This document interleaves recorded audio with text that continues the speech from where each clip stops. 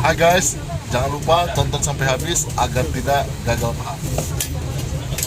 Pada video kali ini kita akan sharing tentang salah satu upaya hukum biasa, yaitu banding.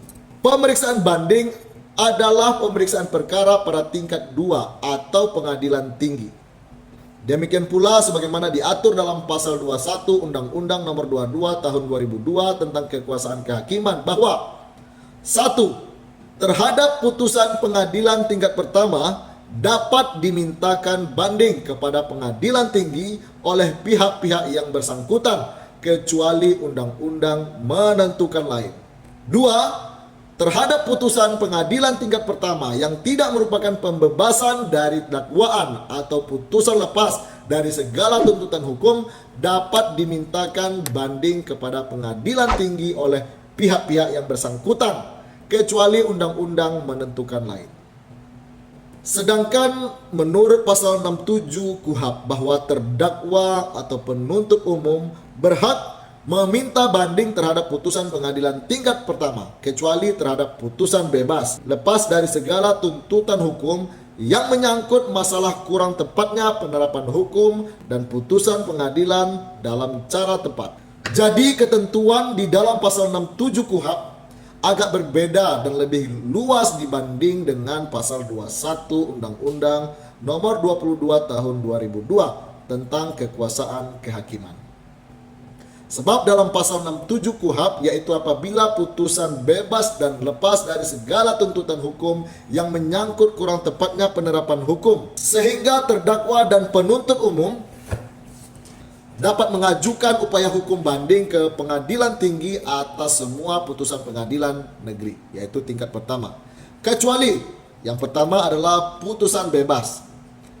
Yang kedua adalah lepas dari segala tuntutan hukum yang menyangkut kurang tepatnya penerapan hukum. Ketiga, putusan pengadilan dalam acara tepat. Selain dimaksud tersebut di atas, terhadap pemeriksaan pra-peradilan yang tidak dapat dimintakan banding sebagaimana menurut ketentuan pasal 83 KUHP bahwa 1. Terdapat putusan pra-peradilan dalam hal sebagaimana dimaksud dalam pasal 79, pasal 80, pasal 81 tidak dapat dimintakan banding. 2. Dikecualikan dari ketentuan ayat 1 adalah putusan pra-peradilan yang menetapkan tidak sahnya penghentian penyidikan atau penuntutan yang untuk itu tidak dapat dimintakan putusan akhir ke pengadilan tinggi dalam daerah hukum yang bersangkutan. Namun demikian khusus atas putusan bebas sebagaimana menurut Surat Mahkamah Agung RI nomor MA-2651-83 yaitu terhadap putusan bebas murni terselubung dapat diajukan banding. Untuk itu harus ada alasan yang membuktikan bahwa putusan bebas murni ini sesungguhnya tidak tepat karenanya tunduk kepada upaya hukum banding dan upaya hukum yang terbuka bagi bebas murni dan lepas dari segala tuntutan hukum adalah kasasi ke Mahkamah Agung. Tujuan daripada pengajuan permohonan banding atas putusan pengadilan negeri adalah 1. Menguji putusan pengadilan negeri tingkat pertama tentang ketepatan atau bersesuaian dengan hukum dan perundang-undangan yang berlaku. Yang kedua, untuk pemeriksaan baru untuk keseluruhan perkara itu. Jadi, pemeriksaan banding sering disebut juga revisi karena merupakan suatu penilaian baru, judicium novum. Jadi dalam pemeriksaan banding oleh pengadilan tinggi dapat memanggil dan memeriksa saksi-saksi baru, ahli, dan surat-surat bukti baru. Sebagaimana menurut ketentuan pasal 238 ayat 4 KUHP, bahwa jika dipandang perlu, pengadilan tinggi mendengar sendiri keterangan terdakwa atau saksi atau penuntut umum dengan menjelaskan secara singkat dalam surat panggilan kepada mereka tentang apa yang ingin diketahuinya. Demikian pula sebagaimana diatur dalam pasal 240 ayat 1 KUHP bahwa jika pengadilan tinggi berpendapat bahwa dalam pemeriksaan tingkat pertama ternyata ada kelalaian dalam penerapan hukum acara atau kekeliruan atau ada kelalaian dalam penerapan hukum acara atau kekeliruan atau ada yang kurang lengkap, maka pengadilan tinggi dengan suatu keputusan dapat memerintahkan pengadilan negeri untuk memperbaiki hal itu atau pengadilan tinggi melakukannya sendiri. Alasan pengajuan banding oleh penuntut umum atas putusan bebas. Terhadap pengajuan banding oleh penuntut umum terhadap putusan bebas adalah merupakan suatu masalah. Sebab di dalam undang-undang atau KUHP tidak disebutkan atau diatur secara jelas dan tegas, melainkan tidak membolehkan banding putusan bebas dari segala tuduhan, sebagaimana tercantum dalam pasal 21 Undang-Undang Nomor 4 Tahun 2002 tentang kekuasaan kehakiman junto pasal 67 KUHP. Namun dalam praktek sehubungan dengan hal tersebut di atas, maka di dalam jurisprudensi, di mana putusan yang merupakan pembebasan tidak dapat dimintakan banding, asalkan penuntut umum dapat membuktikan bahwa pembebasan tersebut adalah pembebasan tidak murni.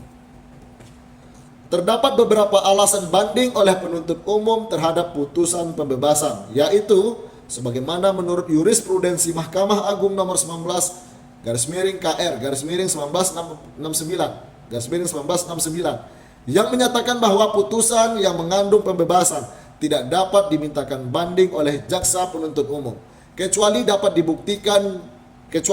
dibuktikan dalam memori bandingnya bahwa pembebasan tersebut sebenarnya adalah pembebasan tidak murni. Sebelum berlakunya KUHP, maka jurisprudensi tersebut di atas merupakan sumber hukum sebagai putusan bebas yang dapat dimintakan banding. Dari opini para hakim, jaksa, pengacara, dan para dosen bahwa putusan bebas dimungkinkan banding dengan alasan yang pertama sebagai usaha koreksi terhadap putusan pengadilan dalam tingkat pertama. Yang kedua, kemungkinan adanya faktor-faktor lain yang dapat mempengaruhi putusan hakim. Yang ketiga, kemungkinan adanya kehilafan hakim dalam membuat putusannya. Jadi itu tadi salah satu upaya hukum biasa, yaitu banding yang dilakukan ke pengadilan tinggi atau pengadilan tinggi.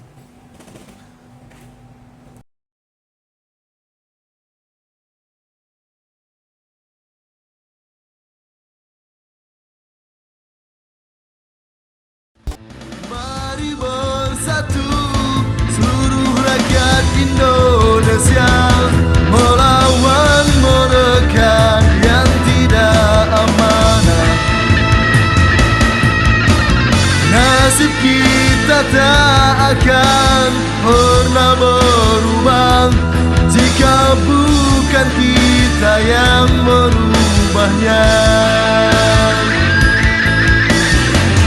Mereka tak peduli akan nasib bangsa ini. Mereka sibuk memperkaya diri. Katanya mengabdi, nyatanya menggerogoti. Mereka maling uang rakyat sendiri.